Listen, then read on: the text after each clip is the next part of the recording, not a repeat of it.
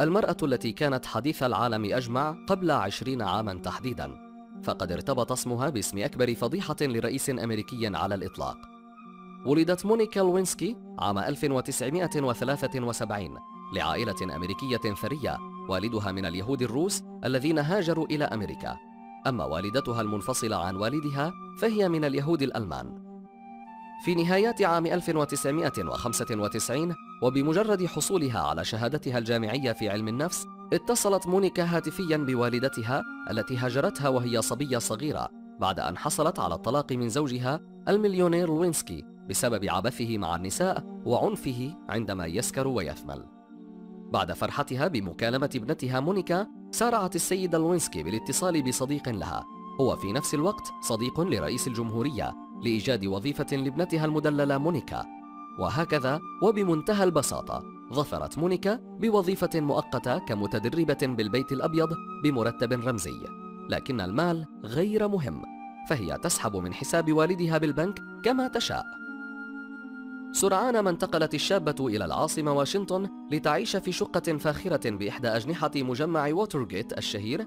وفي ذلك الحين كان بيل كلينتون قد تولى منصب الرئاسة، وكان يكبر مونيكا ب27 عام، أي أنه كان في 49 من عمره، بينما كانت مونيكا في 22 من عمرها. وكانت فترة رئاسة كلينتون بمثابة عصر ذهبي لأمريكا، فالاقتصاد مزدهر والبلاد لا تخوض أي حرب والوظائف متوفرة. وفي إحدى حفلات البيت الأبيض رأت الرئيسة شابكا كفه بكف زوجته، اللذين سرعان ما انفصلا لتحية الضيوف. اقتربت منه، سألها عن أمها وعن كتبها وعن الرسامين، ليبدأ أول لقاء بينهم بشكل ودود للغاية، حتى أن الرئيس وضح عليه الإعجاب بالشابة الصغيرة ونسي عدسات المصورين التي كانت تسجل كل لحظة له. سمعت مونيكا عن مغامرات الرئيس الأمريكي مع الجميلات، وذلك ما أعطاها الشجاعة لتحاول التقرب من الرئيس أكثر. وهكذا بدأت علاقة جنسية بين رئيس الولايات المتحدة والمتدربة الشابة مونيكا.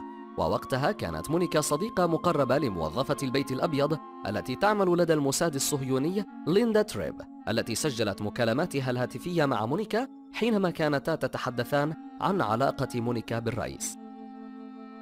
كلينتون كان قد تورط سابقا حينما كان حاكما لولاية أركنساس بعلاقة مع موظفة تدعى بولا جونز، وبينما كان على علاقة بمونيكا وكلت الموظفة جونز محاميها ضد كلينتون تدعي أنه قام بالتحرش الجنسي بها.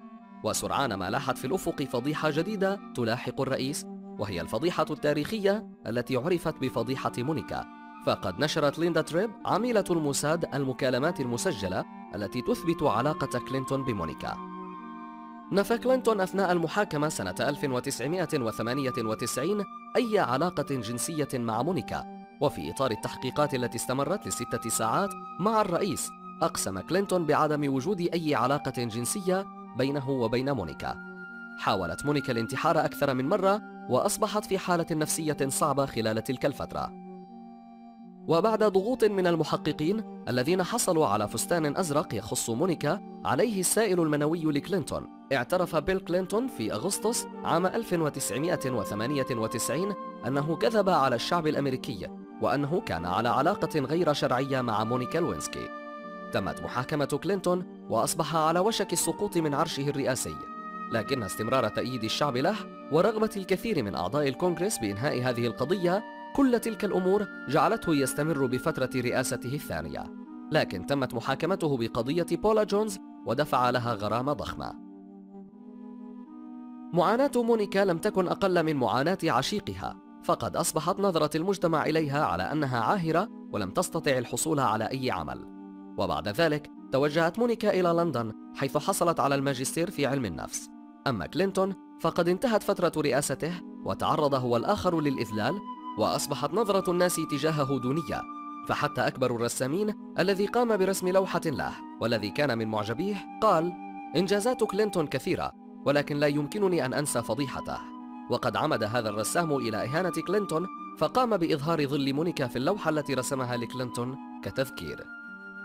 أما مونيكا فبعد أن بلغت عامها 40 خرجت بعد غياب طويل لتعبر عن ندمها الشديد لتلك العلاقة، وتحدثت عن المعاناة التي عاشتها بسبب تلك الفضيحة، حيث بيّنت أنها لم تحصل على أي فرصة عمل بسبب فضيحتها مع الرئيس، لكنها تجاوزت ذلك وأصبحت تكتب لإحدى المجلات وتحارب التنمر على الإنترنت وتتبنى قضايا إنسانية.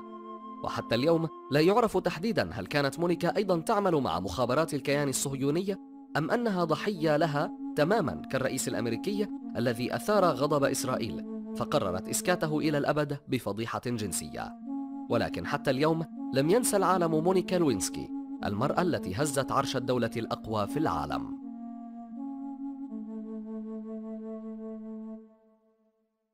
إذا أعجبك الفيديو لا تنسى الإعجاب والتعليق، ولكي يصلك كل جديد اشترك الآن.